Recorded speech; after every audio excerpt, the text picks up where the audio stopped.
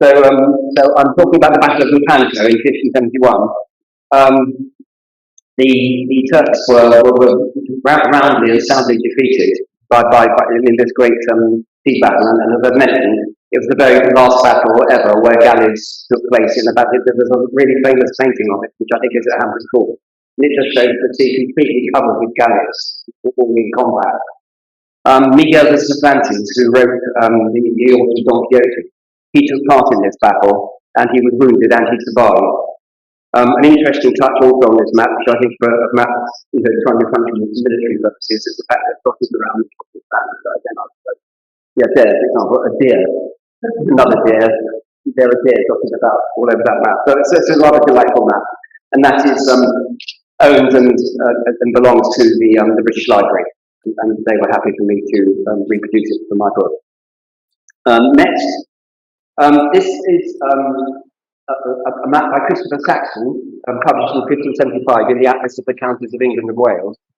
I'm often thinking about the first time something happened. And this was the first county map of Dorset ever made. It was produced to celebrate the power and the might of the great maritime nation, and Saxon is sometimes known as the father of English mapmaking.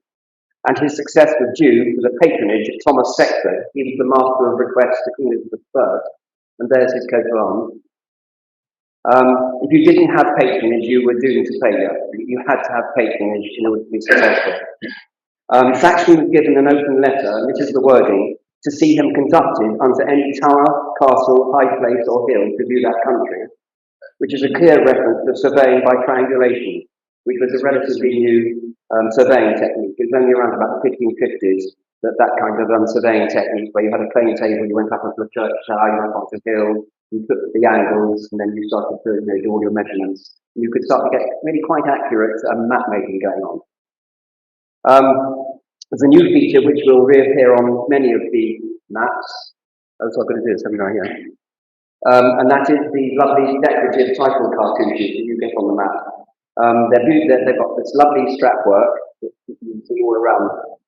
It's lovely calligraphy, the wording is just beautifully engraved. And of course, there's the royal coat of arms above. Other features that will reappear are rivers, which are disproportionately large, molehills, as I call them, for high ground. I mean, those are hills. There's a pair of dividers. This is the first time you see that, so to indicate, how the map was drawn to get accurate distances. Written over a scale of miles. The wording there is scale of miles.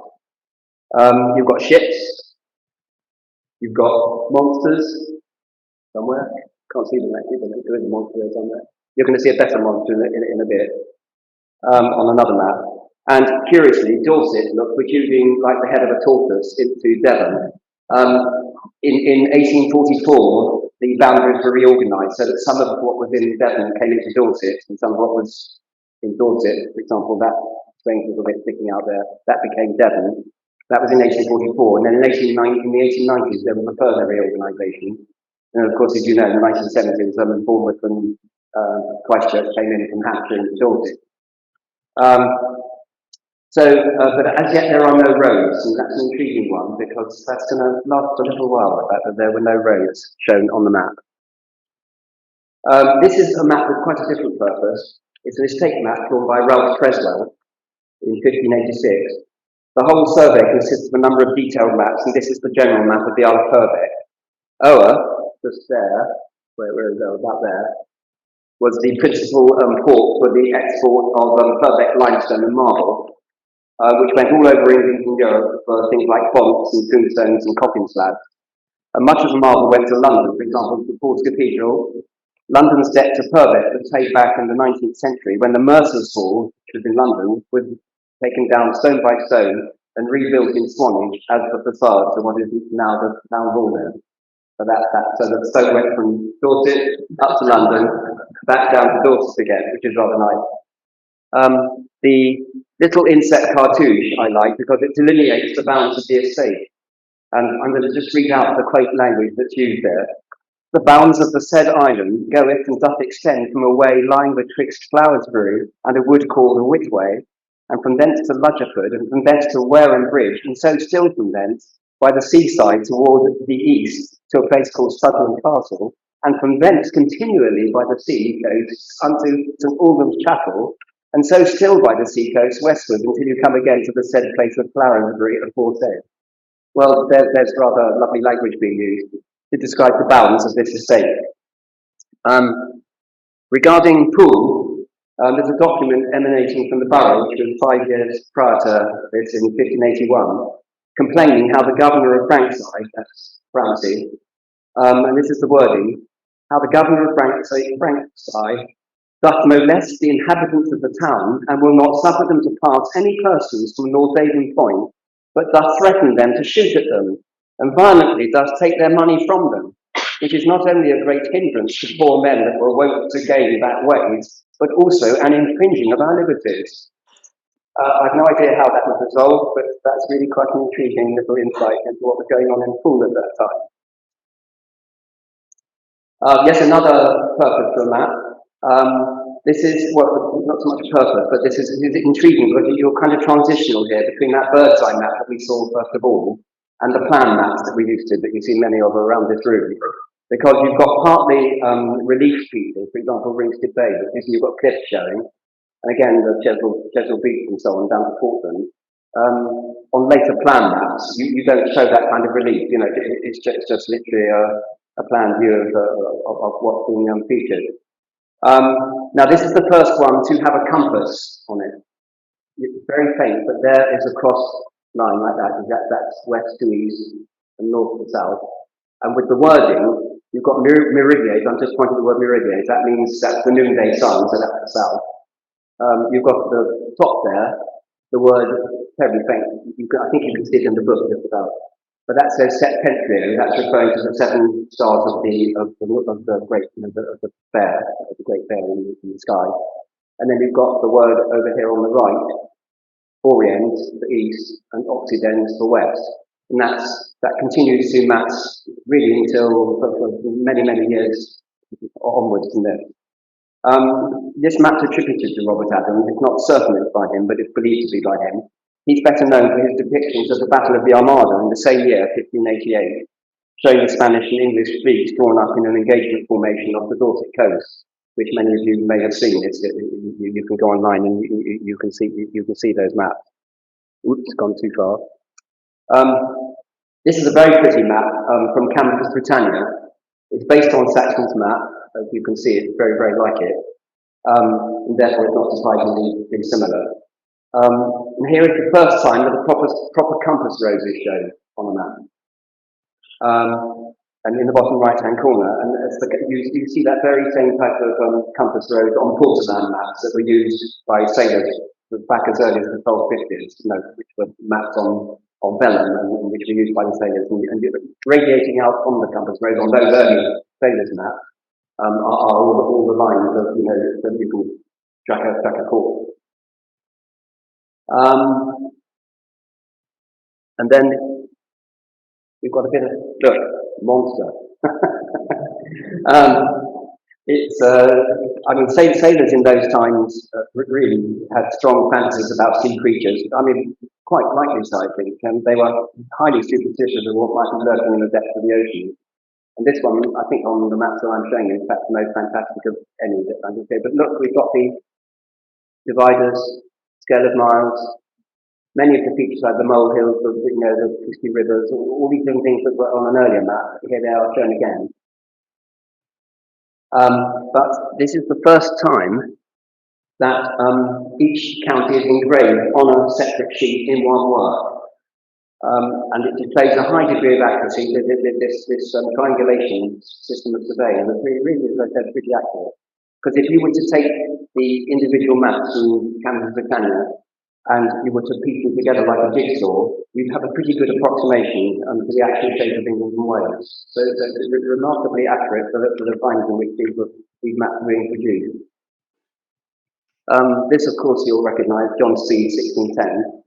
It's from the lovely volume Theatre of the Empire of Great Britain, which would only have been found in the great, for example, Chatsworth has got one, Longley's got These were atlases produced for the wealthy and the landed gentry and the aristocracy, really to show how well established they were, and also probably not probably, definitely to celebrate the great nature of this nation and what a great maritime power we were.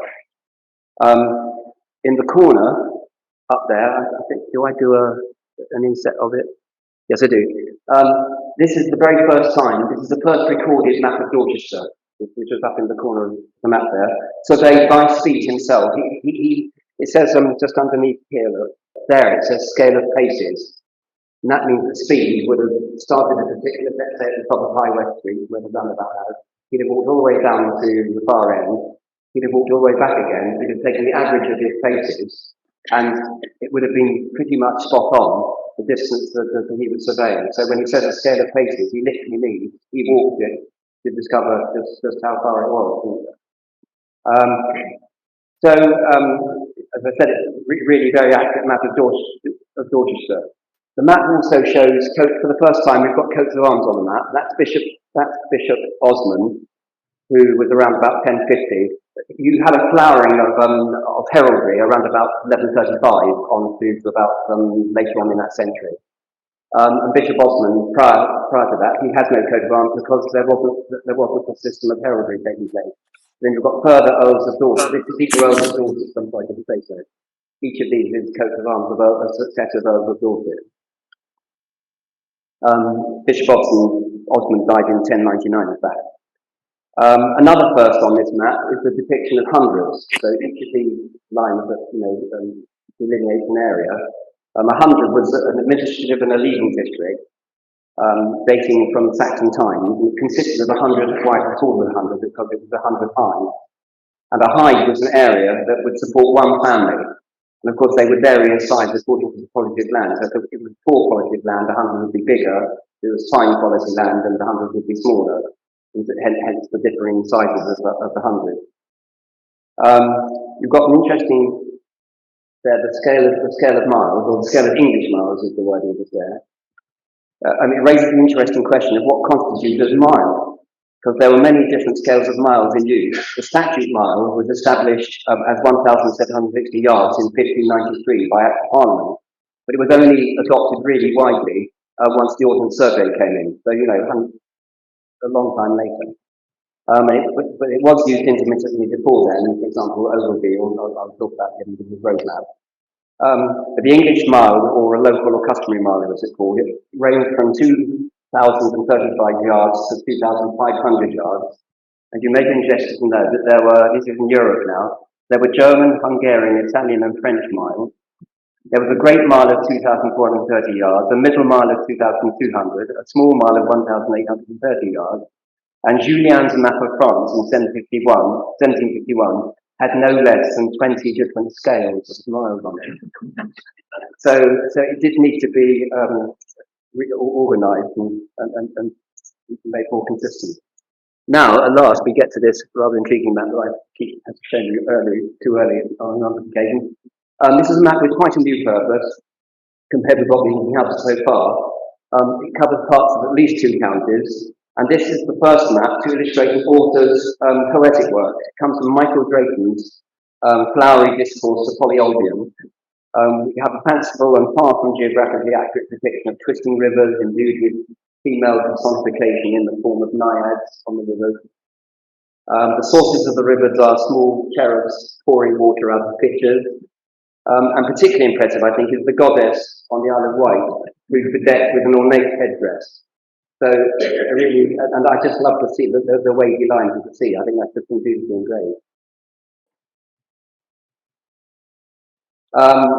Here's a map by John Bill, 1626. When I sold my maps in 2017 at Duke's, well, not all of them as you see, that was the one that I was really sorry after I'd sold, because if you've got the book called Deepest Dorset, the map that's illustrated in the front of that is this map here, which was mine and no longer because it's gone to someone else. I thought, who wrote Deepest Dorset?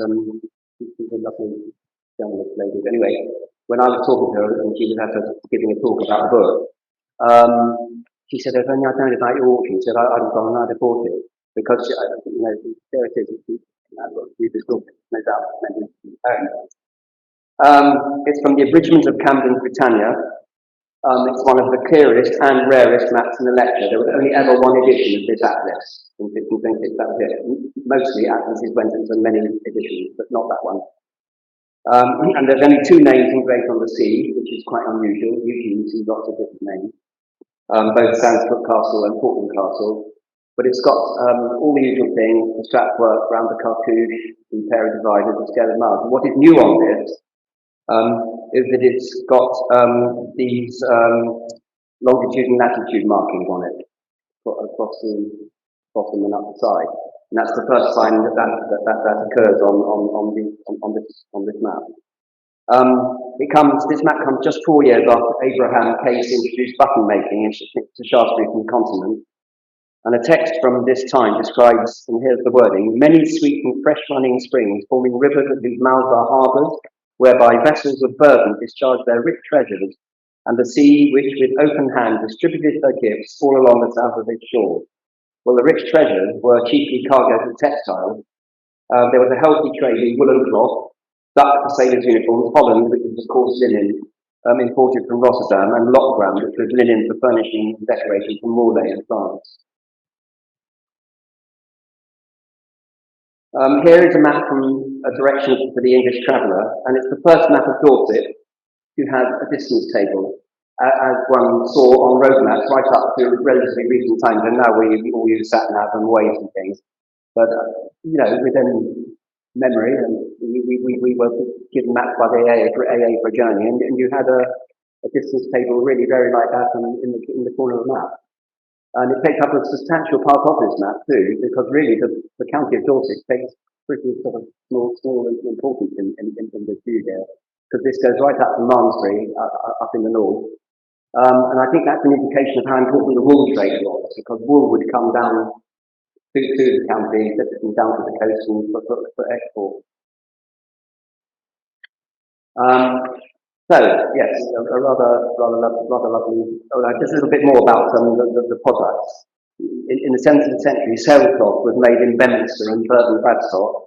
Serge was made at Winterbourne, Sickland, and linen was made in Burton Bradstock as well, and lace was produced in Lyme Regis.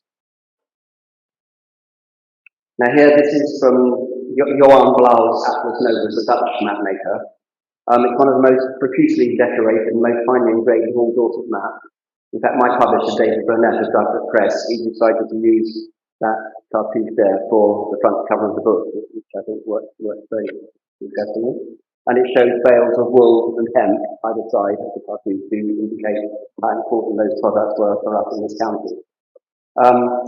There were two extremely important raw materials in Dorset's prosperity: wool for clothing, and hemp, or flax, as we can sometimes call it, for an astonishing range of products. Here's an example of things made from flax or hemp: canvas, linen, nets, oil, foodstuffs, lighting, carpet, tow, paper, clothing, twine, thread, and tools. Remarkable. The map was made at the height of the English Civil War, which was when 3,000 clubmen rose up against Cromwell. They gathered on Hamilton Hill on the 4th of August 1645, and the clubmen's banners proclaimed, "If you offer to plunder or take our cattle, be assured we will beat you battle." Cromwell brought out his dragoons, the clubmen were defeated, many were imprisoned overnight in Shrewsbury Church, and they were released only on giving their promise of no further revolt. Right, John Enderby, we've got an example of this here tonight, haven't we? You have a look at it when this talk is over, because there it is. Now this is a really groundbreaking bit of map making, this was. It's in the atlas called Britannia, and I would say this is the most important map making since Saxon, which is 100 years earlier, because it's the first time that roads are the prime function, using a continuously scrolling ribbon to follow a route, and with a compass rose on each of the ribbons to indicate what direction you were going in. It weighed nearly 2 kilos, the atlas did. It was unwieldy, could only be carried in a coach or possibly in the saddlebag of someone on horseback, and was definitely only a volume for the wealthy. And this is the first road atlas to use the statute mile of 1,760 yards as standard, and it's also the first on the scale of 1 inch to 1 mile. We've still not, however, seen roads on a county map, but not for much longer, as you will see in the slide after next. Now, this is a novel use for a map. This time it's a playing card, and it's the first time the county is depicted on a playing card. Now, educational cards like this one had existed from as early as 1590. Playing cards were very popular during the reign of Charles I, but many fine sets were destroyed during the Civil War. Often the educational kind survived, and this one depicts the Merry Monarch Charles II. There was a stroke of luck for card manufacturers, namely the number of cards in the pack conveniently equaled the 52 counties in England and Wales. The suits were divided into regions. Clubs represented the northern counties, hearts the eastern counties, diamonds the southern counties, and spades the Welsh counties. So, of course, there'd be a diamond on the Dorset one. The smallest county was number 1, through to the largest county at number 13. There's a quaint description here of Dorset, written on this map, little tiny playing card map. And you've got the next one, which is the northern, which is there, and this one is the same size. And the wording goes, it's a fertile soil full of woods and forests, store of sheep, Dorchester is a chief town, in it with ruined walls by the Danes. In it are 248 parishes and divers rivers. The diamond suit almost completely obscures the county. I mean, really, there's not much geographical accuracy in this one, is there? And the name Dorchester is engraved on the sea next to a ship. So really, I mean, that's not where Dorchester is. But this next map, and I think this is a really important, this one, which is just there. This time it's by Robert Morgan, who appears here twice tonight, physically. There's a playing card map there, and that first edition of the county down there, second one in on that table down there. And you've got on this, you've got the dividers, the scale of miles, the compass roads, and with some adjoining counties I mentioned, part of Somerset, part of Wiltshire, obviously Wiltshire. But you see, what is missing, I was explaining this to remind you of the point you are there is where there would have been stenciled the diamond, red diamond shape. But because this was a little set of playing card maps for educational purposes, the children could have been given it in a class and thought about, the county. It was said by the parliamentarians that if they had that stencil suit on, the half or the club or whatever, the Puritans very likely would have destroyed it because they wouldn't have wanted anything that could be used again. So, historically, this map comes at around the time that the infamous skinny trade began to develop in Dorset. The chronic shortage of labour on the West Indian plantations prompted Dorset merchants to include a new port of call on their way to England.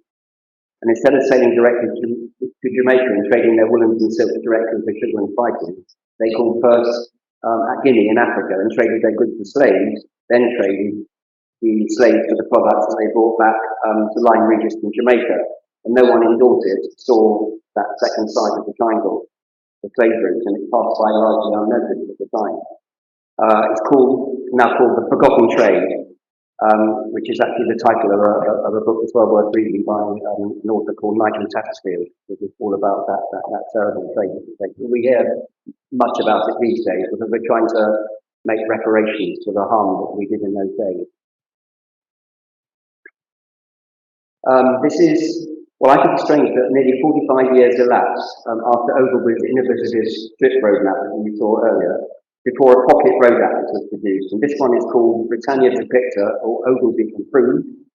It's here on display. It's one of those atlases just there. Please feel free to pick up any of the atlases and look through them, but obviously I'd like you to take care while you're turning the pages. But they are there to be looked at. I don't want them to be, wrapped in cotton wool and never looked at. So there they are. Do look at them. Ask them if you'd like to. Take care. Accompanying every county map like this one, and I think we've got that here tonight especially, it's just not mine, it's Ian. Accompanying each of these maps, you've got about 3 or 4 or 5 sometimes, depending on the amount that's needed for it. You've got the roads being shown, so that you can follow your route in the way that you could do with the Overland map. And another feature of this atlas is that the first time, another first, is the maps are back to back on the pages.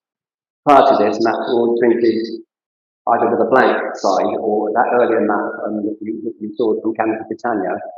It wasn't blank on the back. What there is this Latin text. You can tell that's the first edition back to that particular map because it's got Latin text and subsequent ones don't. But you had either text on the back or it was blank. In this atlas, the maps and the roads are literally printed back to back on the paper. Obviously to save space. Then it can fit in that little book there. You absolutely would fit into a pocket of a great coat you were walking. So you suddenly got some maps which are available to a greater number of the populace and not just the wealthy. It was immensely popular, this atlas was. That's the first edition, and it went into many editions over a period of about 45 years. This map's from Chorographia Britannia, the first map of the county to show, down the left-hand side in this case, detailed margin information of local interest. It gives the number of MPs in each constituency, the number of boroughs, market towns, parishes, and perhaps most interestingly, market days and fairs. Woodbury Hill Fair, which is mentioned on there, near Bear Regis, is listed, and it was once thought its largest annual fair. It was a model for Thomas Hardy's Green Hill Fair in Far from the Madding Crowd. It was spread over 5 days. Each day had its own speciality. The first day was Wholesale Day. The next day was Gentlefolks Day. Then came All Folks Day and Sheep Fair Day. And the final day was Pack and Penny Day, when sheep offered the race before the fair closed. For change, I decided to show you, instead of the map, the title page of the atlas. I haven't got this from you. This was one of my atlases that actually sold at the sale in 2017 reviews, so I don't have any. But that's the title page, and it's a absolutely typical mid-18th century decorative title page. In this case, it's a classical figure. That's Cleo, the muse of history, offering Britannia a copy of the Kitchen and Jeffreys Small English Atlas, i.e. this atlas, while another classical figure, leader, bearing a swan, looks on. Here inside the atlas is the map of Dorset, similar to the previous map, but this time with the local information laid out across the bottom of the map rather than down the side. This is an intriguing one because this is quite different than anything you've seen so far. It's an imaginative aerial view of the county, completely in keeping with the vogue for the picturesque and the romanticised view of nature that was prevalent in the Georgian age, typified, of course, by the landscaping of such as Lancelot Capability Brown at the great country estates, for example, Milton Abbey and Denham Palace. The view comes from George Bickham's British Monarchy, and there's a nice touch on the road there, the wording there, from the Crown in Dorchester. So we know where they're heading. What is? Yes. Yes. Click on. This is a lovely map. This is a grounded title, the Royal English Atlas, and we're seeing. No, it's not the first time, but we're seeing Emmanuel Bowen was the engraver, and Owen was the historian. But he was well known for his propensity to cram in as much information as possible into what would have been the blank areas surrounding the county, so much so that it's almost impossible to read without the aid of a magnifying glass. There is, however, a beautiful cartoon showing a boat at anchor in Weymouth Bay, and workmen engaged in the task of quarrying Portland stone. Also on the map is a vignette of, surprisingly, Bristol Cathedral. Well, the reason for that is the Bristol Diocese, which was created in the mid-16th century, took in parishes from Salisbury, Worcester, Gloucester, and Wells, and according to the contemporary antiquary and author Brown Willis, of the 250 parishes in the Bristol Diocese, 221 of those were in Dorset. So that's the reason for a picture of Bristol Cathedral on a Dorset map. Now, Isaac Taylor. Do you have a look over there? We've got an example of back in 1795, but published by Fagan, with the original edition taken separate sheets and was published in 1765. It's pivotal. I would say this is pivotal in map making history because A, it's on a scale of 1 inch to 1 mile, as you saw, Ogilvy had done the same earlier. But it shows, most interesting, I think, it shows both the medieval roads and the newly formed turnpike roads. So you've got both showing on one map. Now that's quite unusual, but around about 1750, the turnpikes came in, and you wouldn't expect normally to see medieval roads and turnpike roads all on one map. So you can actually do a comparison on the map itself.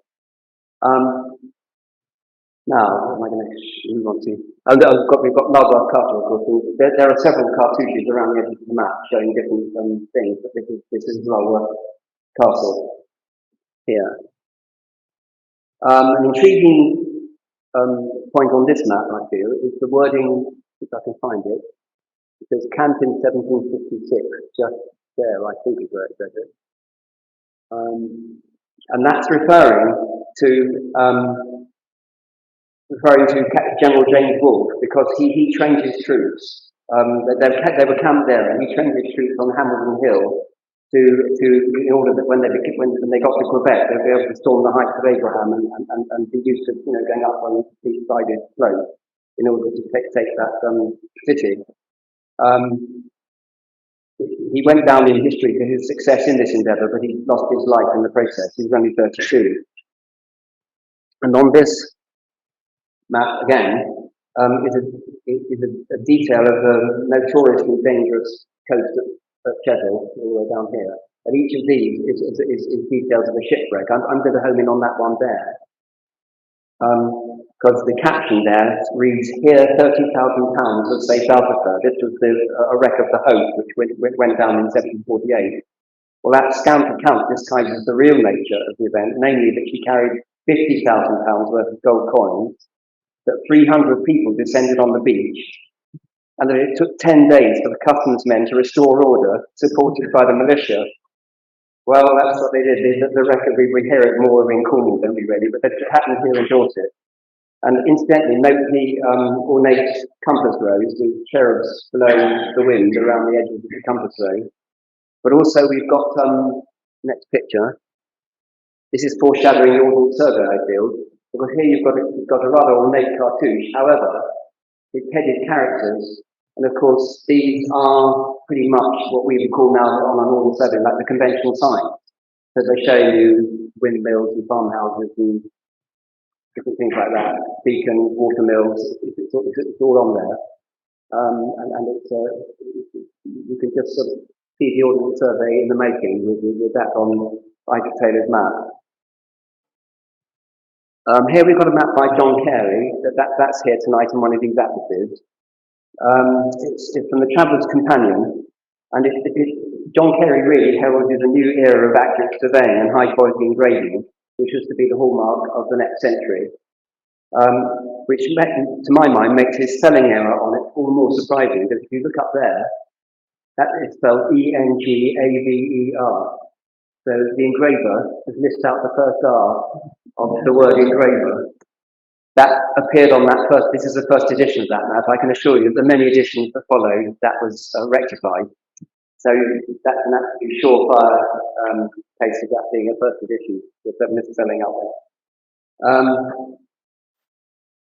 Nearly all the latest turnpike roads are shown on this. Some coaching inns are also marked, for example, Woodyates Inn, where the Great Western Turnpike enters Dorset in the east, and the Pen Inn over here on. This map is, yes, you puzzled by that first idea, you put it the other way around. Why is this map like that? So it will fit on the page. Dorset, you've got a passage like that. Dorset where it fits like that, so they put it sideways on, which is fair enough. Intriguingly, a few years earlier, in August 1784, so really not long before this map came out, there was the first trial run of a mail coach service from Bristol to London, initiated by Thomas Palmer of Bath. It carried 4 inside passengers and an armed guard for security of the mail, It covered the distance remarkably quickly, leaving Bath at 5:20 p.m. and reaching the General Post Office in Lombard Street at 8 o'clock the following morning. And by November 1785, just 15 months later, there was a mail coach network throughout England. So that was deemed a success. Here we've got a sweet little map. Is it on display? I'm not quite sure it is or not. It might be. It's from England Delineated. It's by John Aiken. It's a delightfully simple educational atlas for use in the classroom. The small amount of detail would make it possible for a pupil in a classroom to memorise the geography of the county.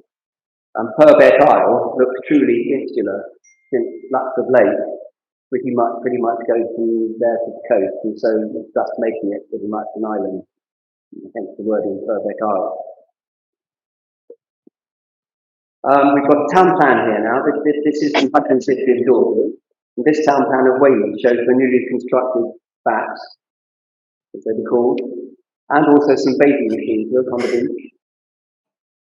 Because you see, this was George III's favourite resort. He would come down with Queen Charlotte. He visited in 1789, but Queen Charlotte was not a favourite with the Weymouth traders. She was an economical lady who used to bring all the provisions with her from Windsor, rather than purchase them in the town. This gave rise to a rhyme concocted by the locals, and this is how it goes. Bread, cheese, salt, ketchup, vinegar and mustard, small beer and bacon, apple pie and custard, all from Windsor, greets with frugal grace, for Weymouth is a damned expensive place. The other town map that I'm showing you today is the town map of Shaftesbury, engraved by John Upjohn. He was a Shaftesbury resident with a really intimate knowledge of the town. And the double diamond footpath you can see there coming down from Abbey Walk down into St James, and opposite the two brewers. That's still there. That double diamond path is still there. And it's a remarkable. This is the first for a map of Dorset. Well, it's not a map of Dorset, it's a map of town. But it's got the height of the land shown, which is most unusual. You wouldn't expect to see that normally on a town plan, but there it is on this map. And if you want to see the plate, the copper plate that was used for printing this map, go to Shaftesbury Museum. It's there on display.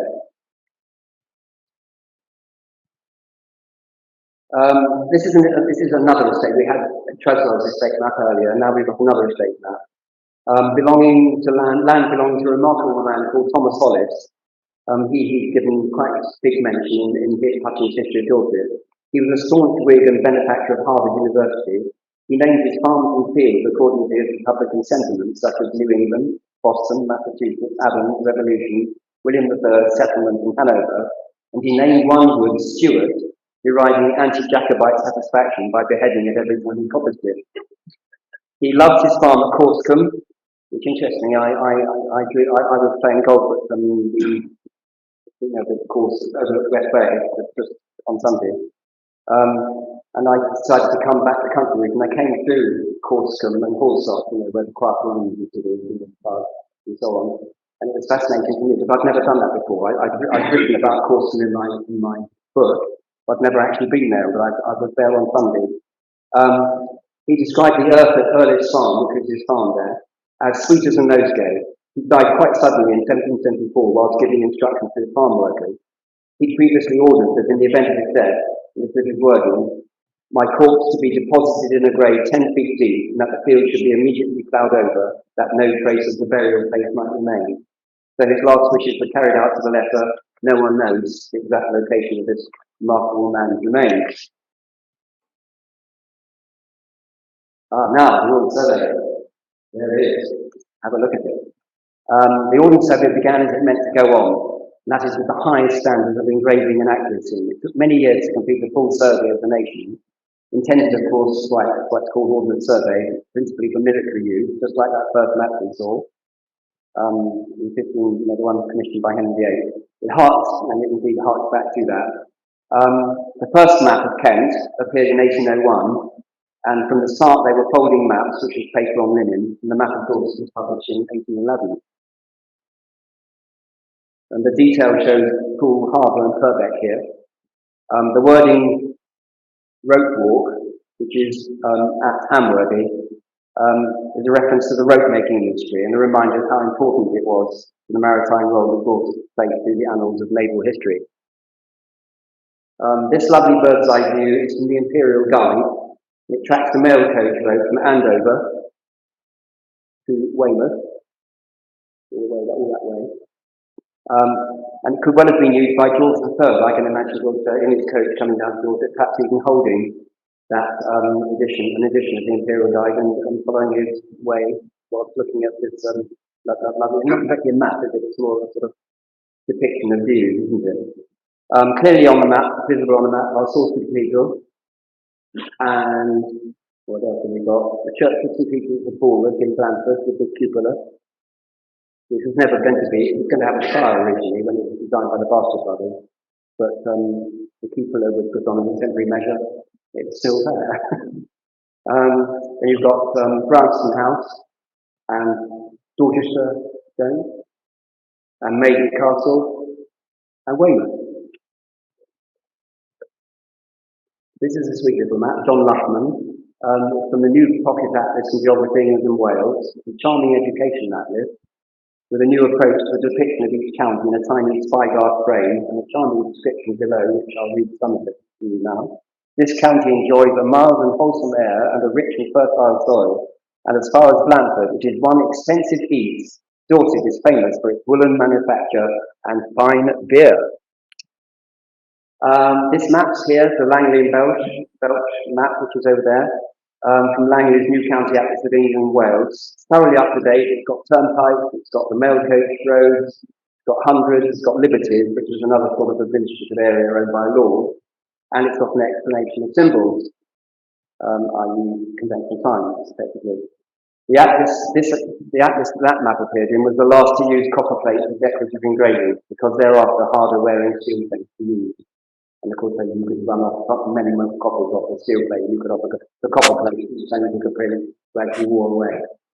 And the vignette view of the Esplanade at Weymouth is almost exactly like a drawing by J.M.W. Turner of the same scene from the same angle. I think I've gone past one. Yes. This is by a French cartographer who's called Aristide Michel Carreau. It's from l'Angleterre, une description historique et topographique du royaume de la Grande-Bretagne. It's perhaps one of the most decorative maps of all, swarming bricks for chanting its feet, that is a lovely touch. Below are the typical products of Dorset, a milk jug, pool bay oysters, fish, game, barley for brewing. This is one of my very favourite maps from Travels Through the Counties of England by Reuben Randall, which was a pseudonym, coming from perhaps the most charming of all the educational atlases. Rural scenes show the essence of agricultural and industrial Dorset, depicting dairy, cattle, wheat, quarry, flax, barley, and, interesting on this map, and dairy with the cheese making and so on. But also at the top there, you've got the discoveries of Mary Annie, who was the first person to find an ichthyosaur, and then later plesiosaur on the coastline ridges. This is Thomas Mole, 1850, from the English counties delineated, and it's the last of the old-style decorative maps. Mole was an expert in heraldry and antiquities. And we can see the coat of arms of the Digby family there, and also the seal of the Abbey of Abbotsbury, and I'm sure you'll recognise it, the coat of arms of the county town of Dorchester. His maps are widely available owing to their extensive republication in what was called Barclay's Dictionary. You've got a book of them as well. Oh yes, oh good.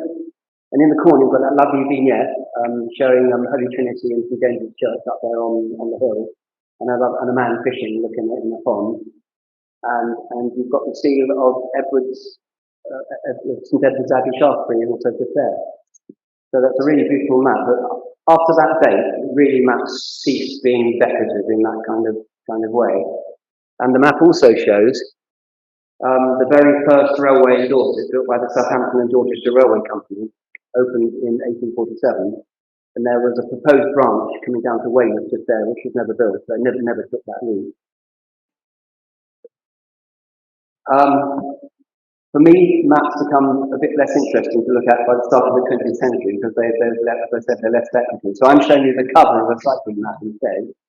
Railways encouraged people to travel the scenic parts of England and Wales, and in the 1880s, the safety bicycle was invented and cycling became the next craze. Folding maps for cyclists based on the Ordnance Survey was produced in huge numbers over the next 3 or 4 decades.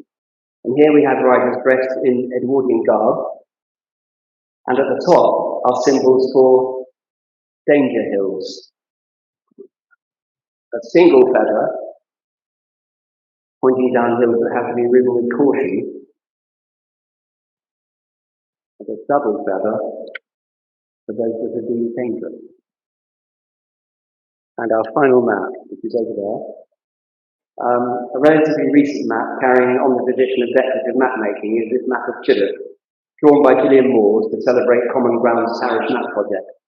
Villages throughout Britain took up the challenge to, as they put it, know your place and investigate their surroundings. And the Chillock map is a masterpiece of careful draftsmanship and a tribute to the 28 parish mappers of Chillock who stuck to their task for 2 years and achieved this fine contribution to map making. Around the edges are vignette views of the village. There's a decorative cartouche taking pride of place at the lower centre. There's a traditional compass rose in the bottom right-hand corner. There are various spellings of Chillock all the way around the margin of the map. And there's a lovely touch because of the history of the village in the form of the sinuous wording to look like waves on the sea, that you can look at. It's over there. And I think it's lovely to end with a map that has picked up on so many of those features of maps that you've been seeing through this talk. And it's good to know that the inspiration of the early cartographers lives on. And thank you for your patience. Thank you for inviting me. I wish you the best in there. Okay. Anybody have any questions for David? I've bombarded you with Ian. The big map of 1764, 65, yeah. The one where you see the Purbeck stone being cut from the cartouche on the top right. And it's got Exeter Cathedral on the bottom left. Yeah. Exeter Cathedral. No, Bristol, sorry, yeah. Bristol, yeah. Oh, that one? Yeah.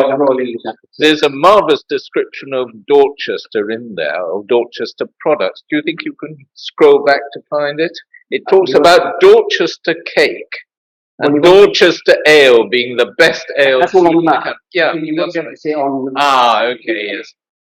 Best thing, it's still, I don't know whether you'll see it in the book even. No. We'll follow up, we'll take a close up of that and we'll circulate I don't know. We'll circulate it because I could try.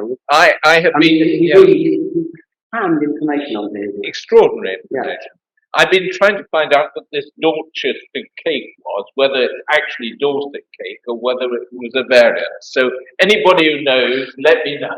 Yeah, find the recipe. No, yes, interesting.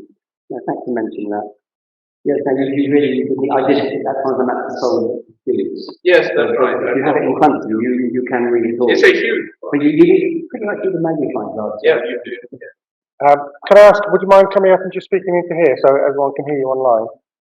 I'll repeat the question. The question was, on one of the maps from 1750, it talked about the pre-turnpike roads and then the transition to when those turnpike trusts were established.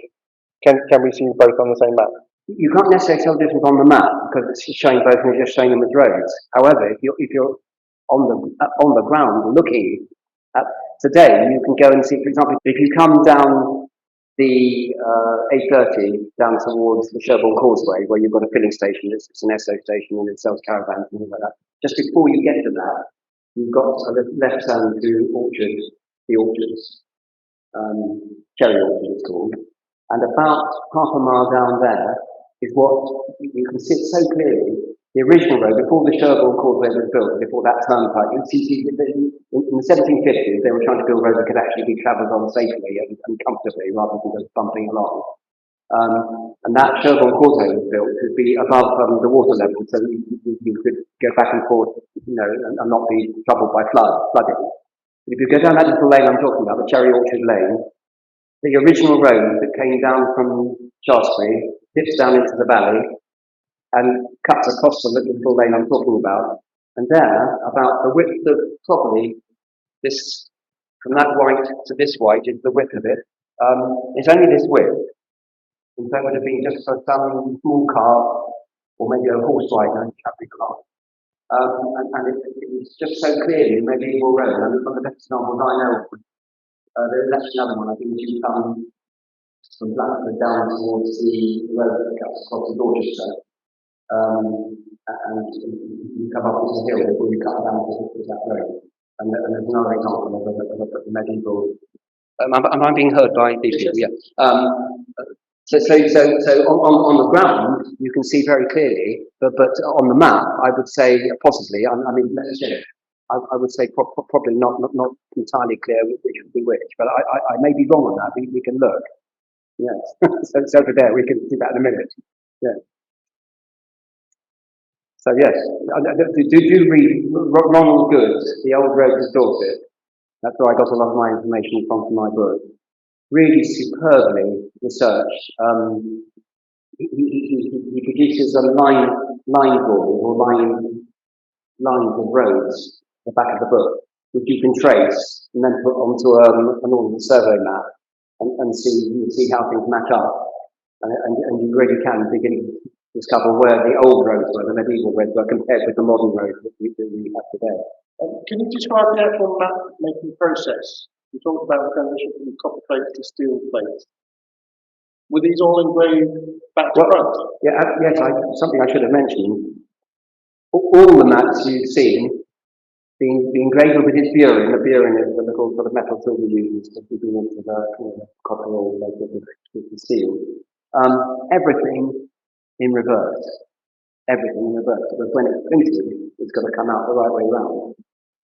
So they had this incredible skill. All that calligraphy you saw has been done back to front by the engraver, and will then be printed so it comes out the correct way round. And then all the colouring was done by hand? Yes, colouring was done by hand, that's right. Yeah. And you can tell, interestingly, there are ways of telling whether a map is an original or, see, my speed map had been coloured by Magna Gallery in Oxford. It had been coloured by that person, by that dealer. Done very well, of course, but very bright colouring and not sort of kind of the original colouring that you see on the older map. You've got original colouring here on some of these maps. One of the real giveaways is the verdigris. The green will produce verdigris discoloration on the other side of the page. So they paint it on the green, and then over time that will seep through. So if you turn the page over, there it is, all showing green on the back. And that's verdigris discoloration. That is an absolute sure sign of original colouring and not modern colouring. But there are other that you get used to. I don't know what it is, the blues, the reds and so on, they're just a difference in the early colouring compared with modern colouring. You need to begin to be aware of it. Yeah. Did they also sell the maps uncoloured? Oh, Originally coloured, and they coloured them later on. It was the chap sending them on. Yes, and many of the actors had great chats were they'll be uncoloured. Yeah. And there are two schools of opinion on it. Some people prefer their maps uncoloured because they just seem to be more original. But equally, I think if they've been coloured originally, then they're just as original, but have been coloured. Yeah. But you do need to check. If you're buying maps that have been coloured, you do just be sure whether you've got original colouring or modern colouring. Because many dealers, to make a plain map look more attractive, will colour them. They'll do it well, but to make a more sellable map. I just wondered if anyone said this, I guess, it's evidence of any of the Roman roads that were No, I don't think. No, you see, you really need to come The Ordnance Survey, of course, will start to show things like Roman roads. No, you wouldn't be seeing that on the earlier maps, no. But once you come to the Ordnance Survey, of course, they're mapping everything, and Roman roads will be shown. You know, and often a modern road will be following a straight course, and you can sort of tell almost instantly that it's a Roman road. Well, where the Roman road continued to be used, it will be on it. Yes, it will. But you've got to know, yeah. Yeah, but you've got to know. See, that's an interesting, for me, that's an interesting subject, because I would probably be a bit controversial with it, but I'm very interested in the Celts, you know, who preceded the Romans. They would map their landscape according to the heavens.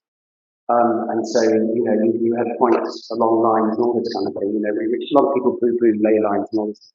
But in my view, there's absolutely no doubt whatsoever. They saw the world like that. And they built straight roads. When the Romans came, they built their straight roads in many cases, if not even most cases, on top of the existing Celtic straight roads. And if we talk about them as Roman roads, straight roads, they weren't, they were Celtic straight roads. I know on some of the 20th century Ordnance Survey maps, there are demarcations where it says Old Roman Road. If that is now no longer a current road, that is marked on. Yeah, exactly. Yeah, so yes, indeed, very much so.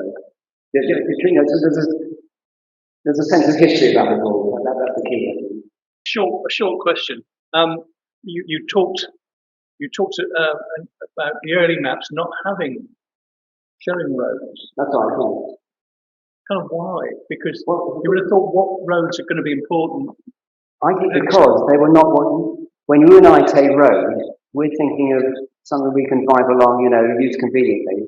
I can tell you, roads were not like that originally. They were that width at best, or might just be a little, what we call now a footpath. And you wouldn't, probably in those days, you wouldn't be you wouldn't have been seeing the importance of it. I don't know why. I mean, this is surprising. It's not until that planning part you get road shown on a map. Could I help a little on that, please? If you look at the Chinook map, Yeah. you see the road moving north of the main village of Chinook. It seems to peter out, it's almost the detour. And essentially, it's the Catholics who like to keep out of the limelight. And I'd suggest that there was a lot of intentional formation. You could very well be right about that. The question, I don't know whether people on Zoom picked up on this, it's the question of why the road on the Chinook map features out, and you know, and why in many cases that roads are not shown. You've got the holloways up there, which that's yes. Oh, well, sorry, I should have mentioned hollow. There's another absolutely key way of if you come out of Milbourne Port going towards Sherborne, you've suddenly got a cutting. That's your modern turnpike road, built in around 1750. The old medieval road goes up to the left to a sort of stone gateway into Sherborne Park. That's the original, of course. Because the early roads, of course, would have just taken the contours of the land. They wouldn't have gone, you know, doing cuttings and things. It's only when you get to turnpike roads that people, you know, there's serious, you know, work going on to create a better route. Yeah. So yes, it could well have been in secrecy. I wouldn't know, but it's a good suggestion. Someone's question, talking about liberties versus hundreds as units of administration. Yes, well, as I said, a liberty belonged to a lord. The question, though, is were there liberties alongside the hundreds in earlier times? And I don't think I'm going to be able to answer that question. I don't think I know the answer, and I would love it if somebody could do the research and find out what the answer is. Because I would, when I'm asked questions, I'd like to know for a future occasion what the actual answer is. But no, the liberties only start appearing on those later maps. In the earlier maps, it's just hundreds. And I see the hundreds go back to Saxon times, and there wouldn't have been liberty. It just wasn't structured like that. And the 100 being 100 hides, for a family to live on a hide and, subsist.